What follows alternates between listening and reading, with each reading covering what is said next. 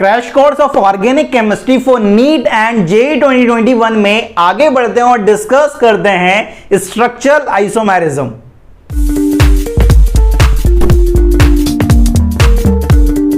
Hello student, कैसे हैं आप? This is chemistry Baba. Welcome to chemistry Adda, एक ऐसा प्लेटफॉर्म जहां पर आप केमिस्ट्री को फील करते हैं। क्रैश कोर्स चल रहा है और आप अपनी ऑर्गेनिक केमिस्ट्री को बहुत बेहतर कर रहे हो। इस कोर्स को करने के बाद आप नीट जेईई के जो भी क्वेश्चन आने वाले हैं उन्हें बहुत रफ्तार में फोड़ने वाले हो यार। जो अभी चैनल पे नए हैं भाई, वो चैनल को सब्सक्राइब जरूर कर लें और अपने दोस्तों के साथ शेयर जरूर करें यार। ठीक है, आगे बढ़ते हैं और आज के इस वीडियो में बात करेंगे स्ट्रक्चरल आइसोमेरिज्म की कि स्ट्रक्चरल आइसोमेरिज्म में अपन को क्या क्या पढ़ना है। बेसिकली जब अपन ने आइसोमेरिज्म को क्लासिफाई किया था तो दो टाइप में करा था, एक स्ट्रक्चरल आइसोमेरिज्म और दूसरा स्टीरियो आइसोमेरिज्म। पहले अपन ने स्टीरियो पढ़ा, फिर अपन स्ट्रक्चरल पढ़ रहे हैं। ज्यादातर लोग कैसे करते हैं कि पहले स्ट्रक्चरल पढ़ते हैं फिर स्टीरियो पढ़ते हैं, लेकिन अपन थोड़े से अलग है ना यार, तो इसलिए अपन ने पहला स्टीरियो पढ़ा है फिर स्ट्रक्चरल पढ़ा है। अगर इन दोनों में से अगर मैं डिफाइन करूं ना कि आपके लिए सबसे ज्यादा इंपॉर्टेंट कौन सा है, तो आप स्टीरियो को मान के चलें। और स्टीरियो में भी जीआई और ओआई, यहां से डेफिनेटली क्वेश्चन बनता है। स्ट्रक्चरल से बहुत कम चांसेस होते हैं कि आपके क्वेश्चन फ्रेम हो यार। ठीक है, तो पहले अपन ने स्टीरियो को मजबूत कराया क्योंकि वो हमारे एग्जाम पॉइंट ऑफ व्यू से ज्यादा इंपॉर्टेंट रखता था भाई। ठीक है, तो यहां पर हमारे पास दो टाइप के आते हैं, स्ट्रक्चरल आइसोमेरिज्म और स्टीरियो आइसोमेरिज्म। इस आइसोमेरिज्म बेसिकली क्या होता है, दो या दो से ज्यादा ऐसे कंपाउंड जिनका मॉलिक्यूलर फॉर्मूला सेम है लेकिन उनकी प्रॉपर्टीज अलग अलग आती हैं, तो ऐसे कंपाउंड्स को आप क्या बोलते हो, आइसोमर्स बोलते हो।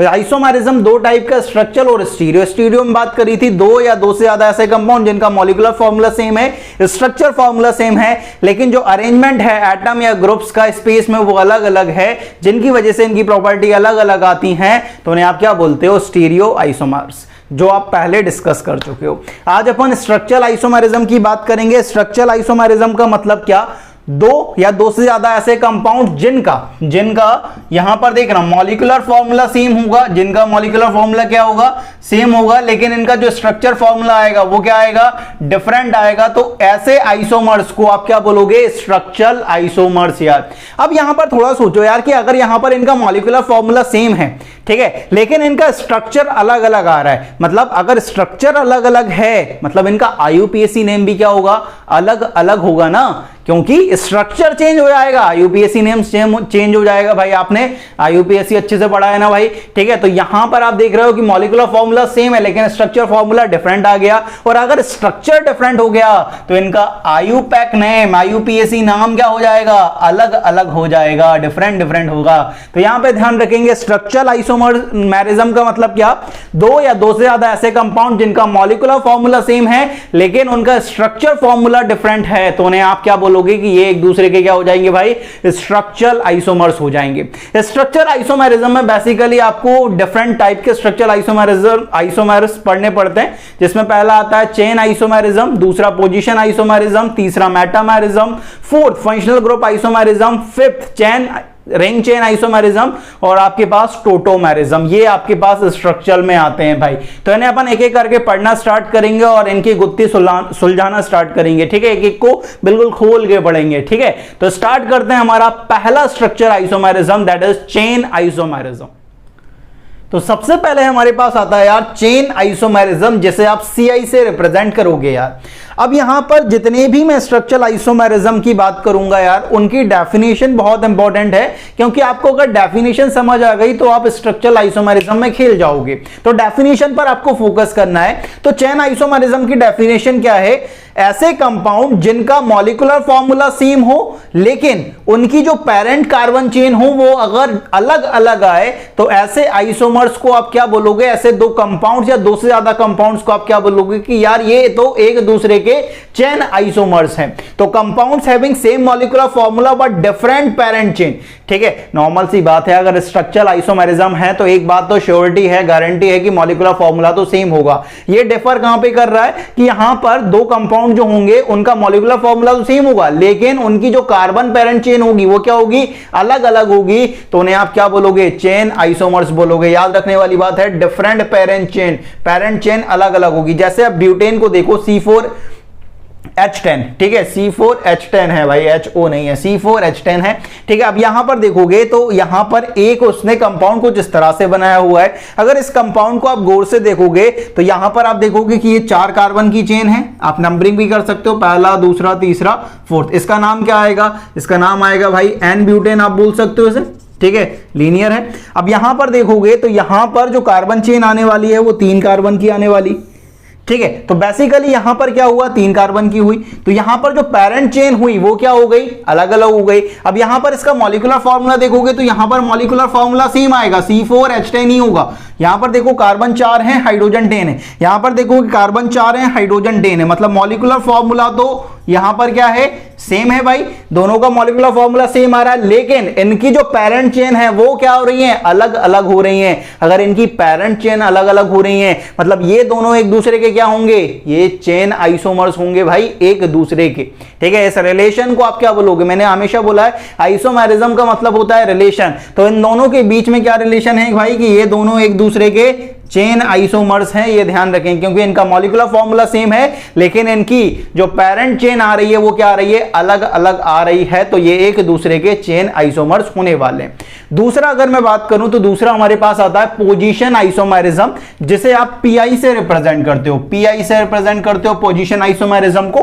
पोजीशन आइसोमेरिज्म की डेफिनेशन को आप थोड़ा गौर से देखना, गौर से समझने की कोशिश करना। मैंने पहले ही कह रहा हूं, दोबारा से कहता हूं कि यहां पर डेफिनेशन बहुत इंपॉर्टेंट है। अगर आपको डेफिनेशन समझ आ गई तो स्ट्रक्चरल आइसोमेरिज्म के जो भी क्वेश्चन आने वाले हैं उन्हें बहुत रफ्तार से फोड़ने वाले हो दोस्त। तो यहां पर इसकी डेफिनेशन को समझना, compounds having same molecular formula but differ in position of multiple bond, substituent and principal functional group in their similar carbon chain. ऐसे कंपाउंड जिनका मॉलिक्यूलर फॉर्मूला सेम हो लेकिन वो डिफर करें in position of multiple bond, substituent and principal functional group of similar carbon chain. यहां पर important है similar carbon chain. इसका मतलब क्या है कि यहां पर जो कार्बन चेन रहने वाली है वो सेम रहने वाली है, ये ध्यान रखेंगे। बस किसमें डिफरेंस आएगा, पोजीशन में, मल्टीपल बॉन्ड की, सब्स्टिट्यूएंट की या प्रिंसिपल फंक्शनल ग्रुप की। जैसे इन दोनों कंपाउंड्स को देखोगे तो यहां पर आपके पास कार्बन चेन कौन सी है भाई, ये आपके पास कार्बन चेन है 1 2 3, 3 कार्बन की कार्बन चेन है प्रोपेन। यहां पर देखोगे तो यहां पर भी आपके पास 3 कार्बन की चेन है, कार्बन चेन सिमिलर है, यहां पर 3 कार्बन की है, लेकिन यहां पर जो OH आ रहा है, अगर इसकी नंबरिंग करोगे तो नंबरिंग कैसे होगी, पहला, दूसरा, तीसरा, और यहां पे नंबरिंग करोगे तो कैसा, पहला, दूसरा और तीसरा। तो यहां पर आपके पास पहली पोजीशन पर OH आ रहा है, यहां पर दूसरी पोजीशन पर OH आ रहा है। यहां पर आप देखोगे तो मॉलिक्यूलर फॉर्मूला तो सिमिलर दिखेगा, लेकिन और यहां पर पेरेंट्स कार्बन चेन भी सिमिलर है, 3 कार्बन की, 3 कार्बन की, लेकिन ये डिफर किसमें कर रहे हैं, सिर्फ पोजीशन में। प्रिंसिपल फंक्शनल ग्रुप की OH की जो पोजीशन है वो अलग अलग आ रही है, तो ये एक दूसरे के क्या कहलाएंगे, कि ये तो एक दूसरे के पोजीशन आइसोमेरिज्म कहलाएंगे। ये दोनों एक दूसरे के पोजीशन आइसोमर्स हैं, ठीक है। तो अगर इसका नाम लिखोगे तो इसका नाम क्या होगा, 3 कार्बन है भाई तो प्रोप, सिंगल बॉन्ड है N, प्रोपेन 1 ओल, E को हटा दोगे, और यहां पर लिखोगे तो क्या आएगा, 2 पर आ रहा है तो प्रोपेन 2 ओल, ई को हटा दोगे। तो यहां पर नाम अलग अलग है इनका, क्योंकि इनका स्ट्रक्चर अलग अलग है, और स्ट्रक्चर अलग अलग है तो IUPAC नेम भी क्या होगा, अलग अलग होगा भाई, ठीक है। नेक्स्ट देखो, नेक्स्ट यहां पर आपके पास अलग अलग भांति भांति कंपाउंड है। तो यहां पर इस कंपाउंड को देखोगे तो ये आपको एक कार्बन, ये कार्बन, ये कार्बन, ये कार्बन, ये कार्बन, यहां पर ये कार्बन, ये कार्बन, ये कार्बन, ये कार्बन, ये कार्बन। यहां पर आप पेरेंट चेन को देखोगे कितने कार्बन की है, 1 2 3 4 5। यहां पर देखोगे 1 2 3 4 5, मतलब यहां पर पेरेंट चेन तो सिमिलर है, मतलब ये चेन आइसोमेरिज्म तो नहीं शो कर सकता, क्योंकि चेन आइसोमेरिज्म की कंडीशन क्या है कि ऐसे कंपाउंड जिनकी मॉलिक्यूलर फॉर्मूला सेम हो लेकिन पेरेंट चेन अलग अलग हो तो वो चेन आइसोमेरिज्म शो करेंगे, लेकिन यहां पर तो चेन क्या है, पेरेंट चेन सिमिलर है ना भाई। अब यहां पर देखोगे तो यहां पर आप इसकी नंबरिंग करोगे तो नंबरिंग कैसा, पहला, दूसरा, तीसरा, चौथा, पांचवा, मतलब दूसरे पर यहां पर मिथाइल आ रहा है। यहां पर नंबरिंग करोगे तो कैसा, पहला, दूसरा, तीसरा, चौथा, पांचवा, मतलब यहां पर तीसरे पर मिथाइल आ रहा है। इनकी पेरेंट चेन सिमिलर है, मॉलिक्यूलर फॉर्मूला सिमिलर है, पेरेंट चेन भी सिमिलर है, लेकिन जो मिथाइल की पोजीशन है, दैट इज सब्स्टिट्यूएंट की जो पोजीशन है वो अलग अलग आ रही है। अगर इसमें ही डिफरेंस आ रहा है सिर्फ, तो ये एक दूसरे के क्या कहलाएंगे कि यार ये तो एक दूसरे के पोजीशन आइसोमर्स कहलाएंगे। क्योंकि अगर इसका नाम लिखना चाहोगे तो इसका नाम हो जाएगा 2 मिथाइल पेंटेन, और इसका नाम लिखोगे तो इसका नाम क्या होगा, इसका नाम होगा 3 मिथाइल पेंटेन। ठीक है, तो यहां पर आप देखोगे इन दोनों का मॉलिक्यूलर फॉर्मूला सेम है, इनकी पैरेंट कार्बन चेन सिमिलर है, लेकिन जो मिथाइल की पोजीशन है वो सिर्फ अलग अलग है। तो ये एक दूसरे के क्या कहलाएंगे कि यार ये तो एक दूसरे के क्या हैं, पोजीशन आइसोमर हैं, और ये भी एक दूसरे के क्या हैं, ये भी एक दूसरे के पोजीशन आइसोमर्स हैं। ठीक है, तो आपके पास चेन आइसोमरिज्म और पोजीशन आइसोमरिज्म का एक बेसिक आइडिया। अब यहां से आती है क्वेश्चन की शुरुआत कि क्वेश्चन यहां पर क्या क्या बनेंगे, क्या वैरायटी बनेगी और किस तरह से अपन निकालेंगे। चलिए देखते हैं यार, अपन कुछ क्वेश्चन डिस्कस करते हैं, ठीक है, जो चेन और पोजीशन आइसोमरिज्म पर बेस्ड हैं। जैसे आपको यहां पर पहला क्वेश्चन दिख रहा होगा, यहां पर आपको 3 कंपाउंड गिवन है, ए, बी और सी। आपसे ये पूछा है ए बी के बीच में क्या रिलेशन है, बी और सी के बीच में क्या रिलेशन है, और ए और सी के बीच में क्या रिलेशन है, भाई ये अपन से पूछ रहा है। अब यहां पर इन तीनों कंपाउंड को थोड़ा गौर से देखेंगे और जोर से देखेंगे। ठीक है, जोर से देखना है इन कंपाउंड को।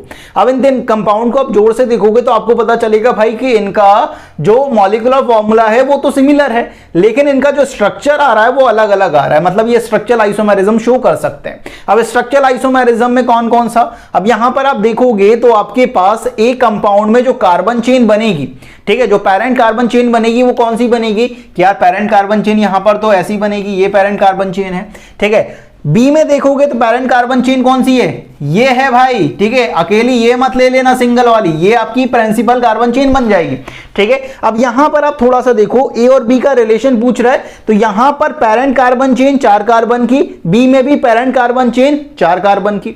अब यहां पर NH2 की पोजीशन अगर लिखोगे तो पहला, दूसरा, तीसरा, चौथा, मतलब पहले पर आपका NH2 आएगा।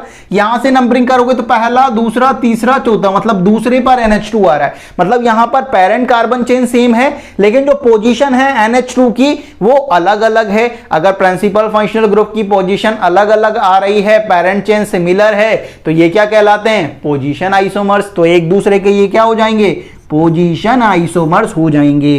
बी और सी को देखो, बी की पेरेंट कार्बन चेन ये है, सी की पेरेंट कार्बन चेन ये है।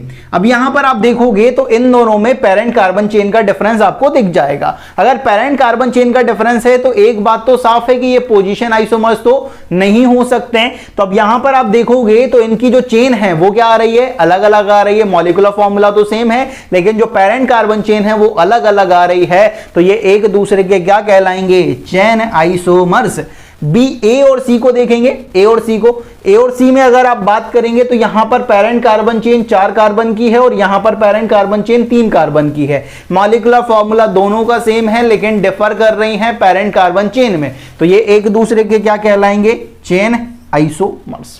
ठीक है, तो ए और बी के बीच में रिलेशन पोजीशन आइसोमर्स, बी और सी के बीच में चेन आइसोमर, ए और सी के बीच में चेन आइसोमर्स। ठीक है, अब नेक्स्ट क्वेश्चन और कुछ करते हैं। यहां पर देखें, इन दोनों के बीच में भी अपन को रिलेशन निकालना है। तो यहां पर आप देखोगे तो यहां पर कार्बन चेन कितने की है, 4 कार्बन की। यहां देख रहे हो कितने कार्बन की, 3 कार्बन की। मतलब यहां पर पेरेंट चेन में क्या आएगा, डिफरेंस आएगा। आप जब भी स्ट्रक्चरल आइसोमेरिज्म को चेक करो तो एक बात आप बिल्कुल पहले देख लें कि भाई मॉलिक्यूलर फॉर्मूला सेम होना चाहिए। अगर मॉलिक्यूलर फॉर्मूला सेम नहीं है तो आपका आइसोमेरिज्म का कोई भी लॉजिक नहीं बनता है, क्योंकि आइसोमेरिज्म 2 या 2 से ज्यादा कंपाउंड्स के बीच का ऐसा रिलेशन होता है जिनका 100% श्योरिटी होती है कि उनका मॉलिक्यूलर फॉर्मूला तो सेम होगा भाई। तो मॉलिक्यूलर फॉर्मूला को पहले चेक कर लेंगे आप, तो इन दोनों का मॉलिक्यूलर फॉर्मूला सेम आएगा भाई। लेकिन यहां पर आप देखेंगे तो यहां पर पेरेंट कार्बन चेन 4 कार्बन की और यहां पर पेरेंट कार्बन चेन 3 कार्बन की है, और ये पेरेंट कार्बन चेन में डिफर कर रहा है। तो ये क्या होंगे, एक दूसरे के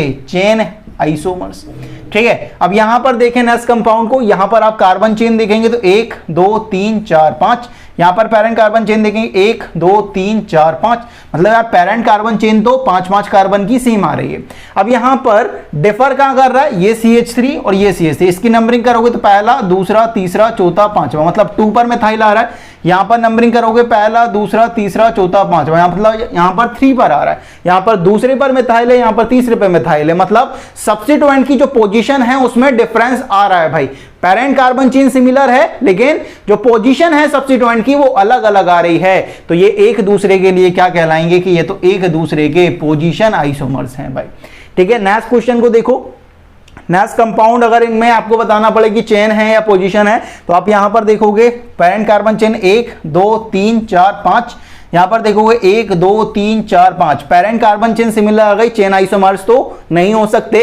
पोजीशन को चेक करेंगे तो OH की पोजीशन डिफर कर रही है, यहां पर पहला दूसरा तीसरे पर आ रहा है, यहां पर पहला और दूसरा, मतलब दूसरे पर OH आ रहा है, यहां पर तीसरे पर OH आ रहा है, मतलब प्रिंसिपल फंक्शनल ग्रुप की जो पोजीशन है वो डिफर कर रही है, पेरेंट कार्बन चेन सिमिलर है, तो आपका ये क्या हो जाएगा, ये पोजीशन आइसोमर हो जाएगा।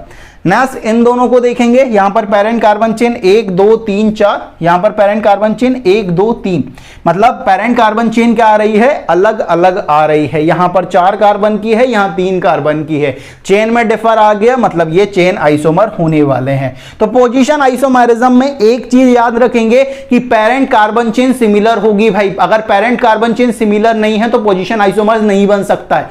ठीक है, तो ये आपके दिमाग में बिल्कुल बैठ जाना चाहिए भाई। चेन आइसोमेरिज्म और पोजीशन आइसोमेरिज्म की जो भी कहानी है वो यहां पर अपने खत्म हो जाती है। नेक्स्ट स्ट्रक्चरल आइसोमर्स जो हमारे पास आते हैं वो है मेटामेरिज्म। तो चलिए डिस्कस करते हैं मेटामेरिज्म।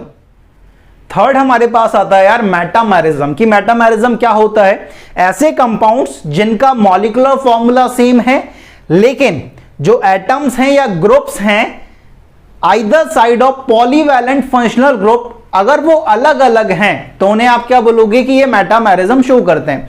अब यहां पर समझना कि ऐसे कंपाउंड जिनका मॉलिक्यूलर फॉर्मूला सेम है लेकिन डिफरेंट पोजीशन है एटम या ग्रुप्स की from either side of polyvalent functional group. Polyvalent functional group मतलब ऐसे फंक्शनल ग्रुप जिनकी वैलेंसी एक से क्या हो, ज्यादा हो भाई, और जो फंक्शनल ग्रुप के लेफ्ट हैंड साइड और राइट हैंड साइड जो एटम्स हैं या ग्रुप्स हैं उनका अगर नंबर, उनकी जो पोजीशन है वो अलग अलग आ जाए तो उन्हें आप क्या बोलोगे कि ये तो मेटामेरिज्म शो करते हैं भाई। अब ये पॉलीवैलेंट फंक्शनल ग्रुप कैसे, जैसे कि ईथर की आप देख रहे हो, यहां पर भी आपकी कार्बन चेन हो सकती है, यहां पर भी कार्बन चेन हो सकती है, अगर उनमें डिफरेंस आ गया तो ये मेटामेरिज्म शो कर जाएगा। उसी तरीके से थियोईथर, यहां पर कीटोन दोनों साइड कार्बन चेन होती है भाई, एस्टर दोनों साइड कार्बन चेन, एक ऑक्सीजन से कनेक्टेड होती है एक कार्बन से कनेक्टेड होती है।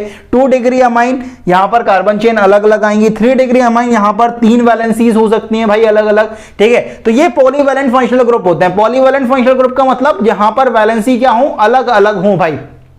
मोनोवैलेंट समझो जैसे ऑक्सीजन OH है, ठीक है, अल्कोहल है, यहां तो सिर्फ एक ही कार्बन चेन से कनेक्ट हो सकता है ना, उसी तरीके से एसिड भी एक ही कार्बन चेन से कनेक्ट हो सकता है, एक ही साइड से कनेक्ट हो सकता है। 1 डिग्री अमाइन भी एक ही साइड से हो सकता है। याद रखना 2 degree amine 3 degree amine polyvalent functional group है लेकिन 1 डिग्री अमाइन आपका मोनोवैलेंट फंक्शनल ग्रुप है। वैसे ही एल्डिहाइड आपका क्या है, मोनोवैलेंट है। याद रखना एक साइड H से कनेक्ट होता है, एक साइड कार्बन चेन से कनेक्ट होगा। ठीक है, तो यहां पर ध्यान रखना है कि पॉलीवैलेंट जो फंक्शनल ग्रुप है उसके दोनों साइड, लेफ्ट हैंड साइड या राइट हैंड साइड, जो कार्बन का नंबर है, कार्बन की पोजीशन है, अगर वो अलग अलग आती है तो उसे आप क्या बोलोगे कि ये तो मेटामेरिज्म शो कर सकता है।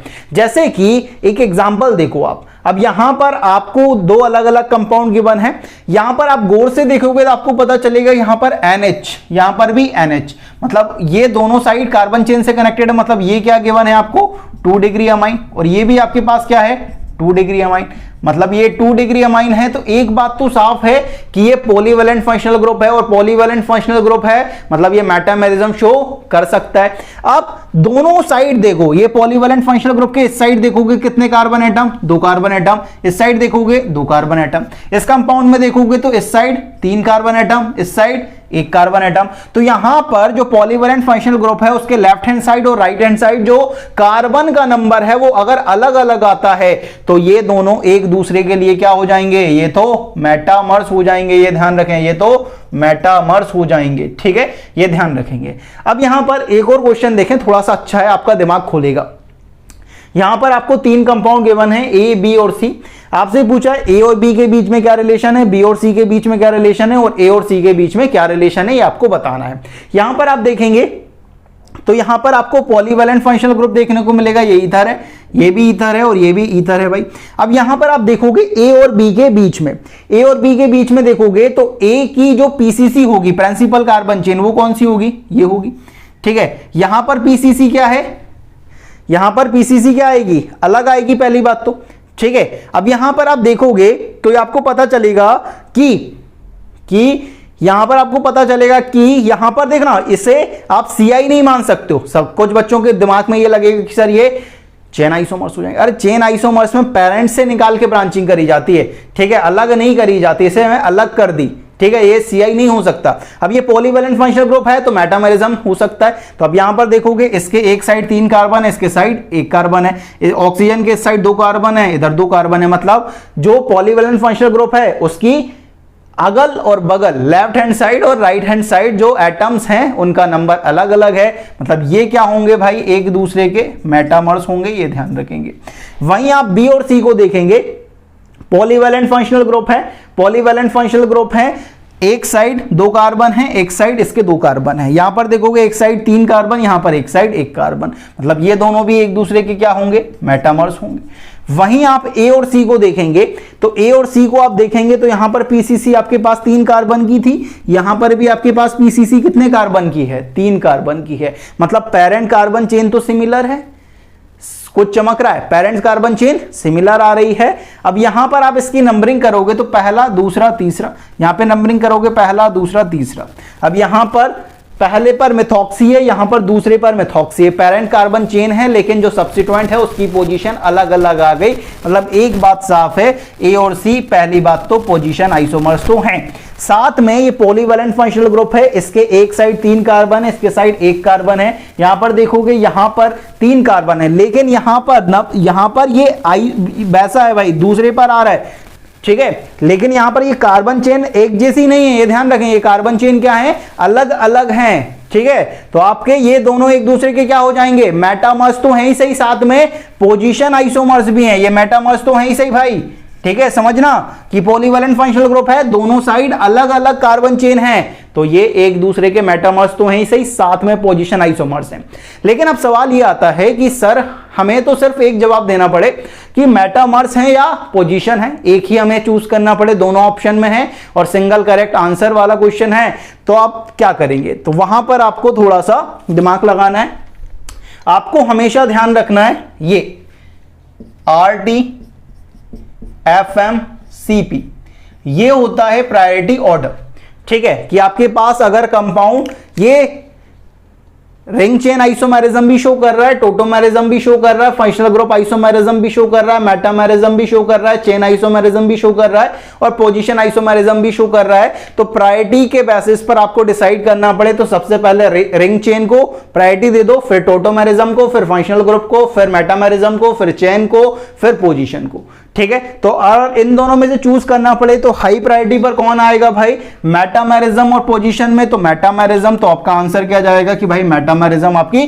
प्रायोरिटी हो जाएगी। याद रखने वाली बात है RT FMCP, ठीक है, इसे याद रख सकते हो। सबसे ज्यादा रिंग चेन को, फिर टोटोमेरिज्म को, फिर फंक्शनल ग्रुप को, मेटामेरिज्म को, चेन को, फिर पोजीशन को, RT FMCP, इस तरह से आप याद रख सकते हो। अगर आपको इन दोनों में से डिसाइड करना पड़े तो मेटामेरिज्म आपका करेक्ट ऑप्शन होगा, मेटामेरिज्म की प्रायोरिटी क्या होगी, ज्यादा होगी, ये ध्यान रखेंगे, ठीक है। तो ये आपके मेटामेरिज्म की बात हुई। नेक्स्ट अपन डिस्कस करते हैं यार functional group isomerism. Next fourth यार हमारे पास आता है फंक्शनल ग्रुप आइसोमेरिज्म। अब फंक्शनल ग्रुप आइसोमेरिज्म को जैसे आप FGI से रिप्रेजेंट करते हो या लिखते हो, ठीक है। अब इसकी डेफिनेशन की बात करें तो इसकी डेफिनेशन क्या है, compound having same molecular formula but different functional group. ऐसे कंपाउंड जिनका मॉलिक्यूलर फॉर्मूला सेम हो लेकिन फंक्शनल ग्रुप अलग अलग हैं तो वो एक दूसरे के क्या कहलाएंगे, functional group isomers.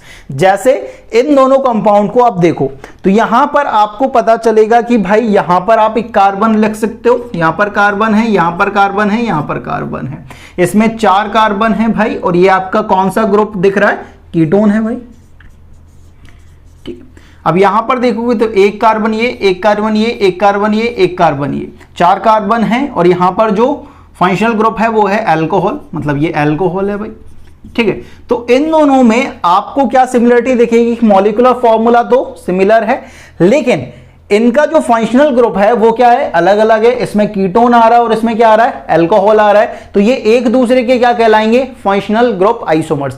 Molecular formula तो आप देख ही सकते हो ना भाई, यहां पर 3 हाइड्रोजन होंगे, यहां CH3, यहां CH2, यहाँ पर देखोगे तो एक यहाँ पर, दो यहाँ पर, 4 वैलेंसी कंप्लीटेड है, यहाँ पर CH3।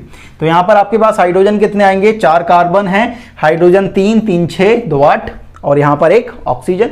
मतलब इसका जो मॉलिक्यूलर फॉर्मूला है वो क्या है भाई, मॉलिक्यूलर फॉर्मूला आएगा C4H8O। यहाँ पर देखोगे कितने कार्बन है, 4, यहाँ पर हाइड्रोजन 2, यहाँ पर देखोगे 2 1 3, यहाँ पर एक हाइड्रोजन, यहाँ पर देखोगे 2, यहाँ पर 2 हाइड्रोजन, यहाँ पर देखोगे 2, यहाँ पर 2, तो यहाँ पर देखोगे 2 4 6 और 8 C4H8O। तो मॉलिक्यूलर फॉर्मूला तो दोनों में सिमिलर है, लेकिन इनका जो फंक्शनल ग्रुप है वो क्या है, अलग अलग है। तो एक दूसरे के क्या कहलाएंगे, फंक्शनल ग्रुप आइसोमर्स। यहां पर देखो, यहां पर आपके पास कार्बन 1 2 3, यहां पर देखोगे 1 2 3, एक ऑक्सीजन एक ऑक्सीजन, एक Cl एक Cl, हाइड्रोजन आप बैलेंस कर सकते हो। तो यहां पर आप देखोगे इन दोनों का मॉलिक्यूलर फॉर्मूला सेम है, लेकिन यहां पर जो फंक्शनल ग्रुप आ रहा है वो अलग अलग आ रहा है। ये कीटोन है, C डबल बॉन्ड हो दोनों साइड कार्बन, मतलब ये कीटोन है।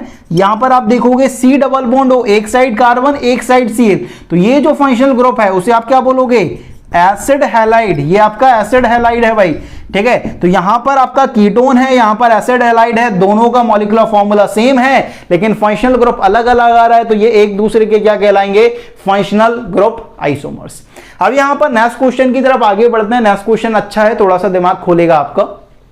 आपके पास अलग अलग कंपाउंड गिवन है, ठीक है, 4 कंपाउंड है A B C and D। आपसे पहला पूछ रहा है A और B का क्या रिलेशन है।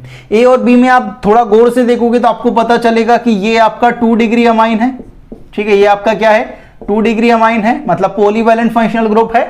मतलब पॉलीवैलेंट फंक्शनल ग्रुप जैसे ही आता है दिमाग में चमकना चाहिए कि मेटामेरिज्म शो कर सकता है। अब इसके साइड देखोगे तो 4 कार्बन है, यहां पर 1 कार्बन है। इसके देखोगे यहां पर 3 कार्बन है, यहां पर 2 कार्बन है। इनका मॉलिक्यूलर फॉर्मूला सेम है, लेकिन पॉलीवैलेंट फंक्शनल ग्रुप में जो एटम या ग्रुप्स की पोजीशन है वो अलग अलग आ रही है, either side of polyvalent functional group. तो ये दोनों एक दूसरे के क्या कहलाएंगे कि यार ये तो एक दूसरे के मेटामर्स हैं, ये तो एक दूसरे के मेटामर्स हैं। A और C के बीच में रिलेशन देखोगे तो ये आपका 2 डिग्री अमाइन है, और यहां पर C में आप देखोगे तो ये आपका क्या है, 1 डिग्री अमाइन है। यहां पर ध्यान रखेंगे, अगर ये 1 डिग्री अमाइन है, एक बात तो श्योरिटी है, A और C कभी भी मेटामर्स नहीं हो सकते हैं, क्योंकि मेटामेरिज्म की कंडीशन क्या है कि पॉलीवैलेंट फंक्शनल ग्रुप होना चाहिए दोनों में। यहां पर एक में पॉलीवैलेंट है, एक में मोनोवैलेंट है, मतलब मेटामर्स तो नहीं हो सकते हैं। अब यहां पर आप देखेंगे तो यहां पर इन दोनों का मॉलिक्यूलर फॉर्मूला सेम है, ठीक है, लेकिन फंक्शनल ग्रुप अलग अलग है। ये 2 डिग्री अमाइन है और ये 1 डिग्री अमाइन है, तो ये एक दूसरे के क्या कहलाएंगे कि ये तो फंक्शनल ग्रुप आइसोमर्स हैं भाई एक दूसरे के। A और D को देखो, A और D, और D में आप देखोगे तो ये आपका 2 डिग्री अमाइन है, ठीक है। अगर 2 डिग्री अमाइन आ रहा है, दोनों पॉलीवैलेंट फंक्शनल ग्रुप हैं, दोनों साइड देखोगे, एक साइड 4 कार्बन की और एक साइड 1 कार्बन की, यहां इधर और इधर चेन डिफरेंट आ रही है, मतलब ये मेटामर्स तो शो करेंगे, ये कंफर्म बात है, ये एक दूसरे के मेटामर्स होने वाले हैं। अब यहां पर A और D को थोड़ा गौर से देखेंगे तो आपको पता चलेगा कि यहां पर जो PCC है वो कितने कार्बन की है, 4 कार्बन की है। यहां पर जो PCC है वो कितने कार्बन की है, 3 कार्बन की है। अब यहां पर देख रहे हो कि PCC में भी डिफरेंस आ रहा है, मॉलिक्यूलर फॉर्मूला सेम है, लेकिन पेरेंट कार्बन चेन जो आ रही है वो भी डिफर कर रही है, मतलब ये एक दूसरे के क्या होंगे, चेन आइसोमर भी होंगे। लेकिन वही बात आ जाती है कि भाई प्रायोरिटी एक को ही देना पड़े कि हमें तो एक ही डिसाइड करना है भाई, मेटामर्स या चेन, तो आपको वही याद रखना पड़ेगा क्या, RDFMCP। तो यहां पर मेटामेरिज्म और चेन में किसको प्रायोरिटी दे दोगे, मेटा को, मेटामर्स को। अब यहां पर B और C की बात करोगे आप, B और C। अब यहां पर देखोगे B में आपका पॉलीवैलेंट फंक्शनल ग्रुप है, यहां पर मोनोवैलेंट है, तो मेटामर्स तो नहीं हो सकते। अब यहां पर आप देखोगे कि इन दोनों का मॉलिक्यूलर फॉर्मूला सेम है, लेकिन फंक्शनल ग्रुप अलग अलग है, मतलब ये फंक्शनल ग्रुप आइसोमर्स हो सकते हैं। B और D को देखें, B और D, B और D ये दोनों पॉलीवैलेंट फंक्शनल ग्रुप हैं, चेन अलग अलग आ रही है पॉलीवैलेंट फंक्शनल ग्रुप के दोनों साइड, तो ये मेटामर्स शो करेंगे, मेटामेरिज्म शो करेंगे। C और D को देखेंगे, C और D, यहां पर C और D को पता चलेगा ये पॉलीवैलेंट है, ये मोनोवैलेंट है, मॉलिक्यूलर फॉर्मूला सेम है, लेकिन फंक्शनल ग्रुप अलग अलग हैं, मतलब ये फंक्शनल ग्रुप आइसोमर्स शो करेगा भाई, फंक्शनल ग्रुप आइसोमेरिज्म शो करेगा। तो इस तरह से आप रिलेशन निकाल सकते हैं। सिंपल सा आपको डेफिनेशन आपके दिमाग में होनी चाहिए। अगर डेफिनेशन आपके दिमाग में है तो बहुत आसानी से इनके साथ खेल सकते हैं। अब जो नेक्स्ट हमारे पास आता है यार, वो है हमारे पास रिंग चेन आइसोमेरिज्म की। रिंग चेन आइसोमेरिज्म क्या होता है? नेक्स्ट यार हमारे पास आता है रिंग चेन आइसोमेरिज्म। अब ये रिंग चेन आइसोमेरिज्म क्या होता है उसे बहुत आसान भाषा में समझना। जैसे कि समझो कि अगर आपके पास दो कंपाउंड है जिनका मॉलिक्यूलर फॉर्मूला सेम है, जिनमें से एक कंपाउंड आपका ओपन चेन कंपाउंड है और दूसरा आपका क्लोज चेन कंपाउंड है। आपके पास दो कंपाउंड है, ठीक है, जिनका मॉलिक्यूलर फॉर्मूला सेम है, जिनका एक कंपाउंड ओपन चेन है और दूसरा कंपाउंड क्या है, क्लोज चेन वाला है। तो वो एक दूसरे के क्या कहलाते हैं? Chain, ring chain isomers. Out of two compound having same molecular formula, if one is open chain and other is closed chain compound, then they are called ring chain isomers। अगर आपके पास दो कंपाउंड हैं जिनका molecular formula same है, जिनमें से एक open chain compound है और दूसरा क्लोज चेन कंपाउंड है, तो उन्हें आप एक दूसरे को क्या बोलोगे कि ये तो एक दूसरे के रिंग चेन आइसोमर्स हैं। याद रखना है कि जितने भी पेयर आपके पास बनेंगे रिंग चेन आइसोमर्स के, वो हमेशा फंक्शनल ग्रुप आइसोमेरिज्म भी शो करेंगे। A pair of ring chain isomerism is always a pair of functional group isomerism. लेकिन इसका वाइस वर्सा करेक्ट नहीं होगा, ये ध्यान रखेंगे, ठीक है। तो जितने भी आपके पेयर बनने वाले हैं रिंग चेन आइसोमेरिज्म के, वो हमेशा पेयर रहेंगे फंक्शनल ग्रुप आइसोमेरिज्म के। लेकिन बात अब वही आ जाती है कि सर इन दोनों में से अगर एक चूज करना पड़े तो क्या, कि भाई रिंग चेन आइसोमेरिज्म को आप चूज करोगे क्योंकि आपको पता है RTFMCP रिंग चेन आइसोमेरिज्म को ज्यादा प्रायोरिटी दे दोगे, ये ध्यान रखेंगे भाई, ठीक है। तो ये इंपॉर्टेंट पॉइंट है, इस बात का ध्यान रखेंगे यार। यहां पर नेक्स्ट क्वेश्चन को देखते हैं। आपके पास अलग अलग कंपाउंड है A, B, C और D। आपसे पूछ रहा है पहला इस तरह के रिलेशन, A और B के बीच का क्या रिलेशन है। A और B को अगर गौर से देखोगे तो एक आपका ओपन चेन कंपाउंड और दूसरा क्लोज चेन कंपाउंड है। इन दोनों का मॉलिक्यूलर फॉर्मूला सेम दिखेगा आपको। कार्बन कितने, 1 2 3 4, हाइड्रोजन देखोगे 3 3 6, ठीक है। तो यहां पर देखोगे carbon 4, hydrogen 6, molecular formula similar है, एक ओपन चेन है, एक क्लोज चेन है, तो ये एक दूसरे के क्या कहलाएंगे, रिंग चेन आइसोमर्स। और रिंग चेन आइसोमर्स हैं तो साथ में फंक्शनल ग्रुप आइसोमेरिज्म भी ये शो करेंगे। लेकिन प्रायोरिटी डिसाइड करनी है तो रिंग चेन आइसोमेरिज्म को आप प्रायोरिटी दे सकते हो। ए और सी की बात करें, ए और सी, अब यहां पर देखेंगे ये भी ओपन चेन है, ये भी ओपन चेन है, मतलब ये क्या हो सकता है, रिंग चेन आइसोमेरिज्म तो नहीं हो सकता है। अब फंक्शनल ग्रुप की अगर यहां पे बात करते हैं आप, तो यहां पर आप देख रहे हो कि आपका मॉलिक्यूलर फॉर्मूला दोनों में सिमिलर आएगा। यहां पर कार्बन 4 है, हाइड्रोजन 6 है, यहां पर कार्बन 4 है, हाइड्रोजन 6 है, मॉलिक्यूलर फॉर्मूला सेम है, लेकिन इनका फंक्शनल ग्रुप अलग अलग है। यहां पर आप देखोगे यहां पर फंक्शनल ग्रुप ट्रिपल बॉन्ड है और यहां पर फंक्शनल ग्रुप क्या है, डबल बॉन्ड है। मतलब फंक्शनल ग्रुप अलग अलग आ रहे हैं, मतलब ये क्या शो करेगा, फंक्शनल ग्रुप आइसोमेरिज्म। इसलिए मैंने कहा था कि जो फंक्शनल ग्रुप आइसोमेरिज्म शो करें, इसकी ये गारंटी नहीं है कि वो रिंग चेन आइसोमेरिज्म भी शो करें। इसका वाइस वर्सा करेक्ट नहीं होगा भाई, ठीक है, ये ध्यान रखेंगे। ए और डी की अगर बात करें, ए और डी की अगर बात करें, यहां पर ए ओपन चेन है, डी आपका क्लोज चेन है भाई, मॉलिक्यूलर फॉर्मूला सेम है, तो ये एक दूसरे के क्या कहलाएंगे, रिंग चेन आइसोमेरिज्म। अगर रिंग चेन आइसोमेरिज्म है तो फंक्शनल ग्रुप आइसोमेरिज्म भी ये होंगे। बी और सी को देखें, बी और सी को देखेंगे तो आपको पता चलेगा कि भाई एक क्लोज चेन है और एक ओपन चेन है, मॉलिक्यूलर फॉर्मूला सिमिलर है, तो ये एक दूसरे के क्या कहलाएंगे, रिंग चेन आइसोमेरिज्म और फंक्शनल ग्रुप आइसोमेरिज्म तो होंगे अगर रिंग चेन है तो। बी और डी की बात करो, ये बी है, ये डी है। अब यहां पे देखोगे तो दोनों क्लोज चेन वाले हैं, अगर क्लोज चेन है तो रिंग चेन आइसोमेरिज्म नहीं हो सकते। अब फंक्शनल ग्रुप देखोगे तो यहां पर भी डबल बॉन्ड है, यहां पर भी डबल बॉन्ड है, मतलब फंक्शनल ग्रुप भी नहीं हो सकते। अब यहां पर देखोगे तो आपके पास जो पीसीसी बनेगी वो कितने कार्बन की बनेगी, 4 कार्बन की। यहां पर कितने की बनेगी, 1 2 3 कार्बन की, 3 कार्बन की पीसीसी बन रही है, यहां पर 4 कार्बन की पीसीसी है। मतलब यहां पर जो पेरेंट कार्बन चेन है वो डिफर कर रही है, ठीक है, अलग अलग हो रही है, तो ये एक दूसरे के क्या कहलाएंगे, चेन आइसोमर्स। सी और डी की बात करें, ये सी और ये डी, एक ओपन चेन एक क्लोज चेन, तो ये दोनों एक दूसरे के क्या हो जाएंगे, रिंग चेन आइसोमेरिज्म। और रिंग चेन आइसोमेरिज्म है तो फंक्शनल ग्रुप आइसोमेरिज्म भी ये होंगे भाई। तो यहां पर आकर आपका जो रिंग चेन आइसोमेरिज्म वाला पार्ट रहता है वो खत्म हो जाता है। अब जो लास्ट है वो है टोटोमेरिज्म। यार टोटोमेरिज्म अपन पढ़ेंगे GOC1 के बाद कि यार सर सब तो आइसोमेरिज्म में पढ़ाते हैं, आप GOC1 के बाद पढ़ा रहे हो, ऐसा क्या है भाई? देखो टोटोमेरिज्म में जो एनोल और कीटो पर बेस्ड जो अच्छे सवाल बनते हैं उन्हें आप तभी सॉल्व कर पाओगे जब आप एरोमेटिसिटी पढ़ लोगे, और एरोमेटिसिटी आप पढ़ते हो GOC1 में। मेटा जो एम इफेक्ट होता है उसकी जो एक एप्लीकेशन होती है एरोमेटिसिटी, वहां पर आप पढ़ते हो, तो उसके बाद आप टोटोमेरिज्म के जो सवाल हैं वो आप कर सकते हो।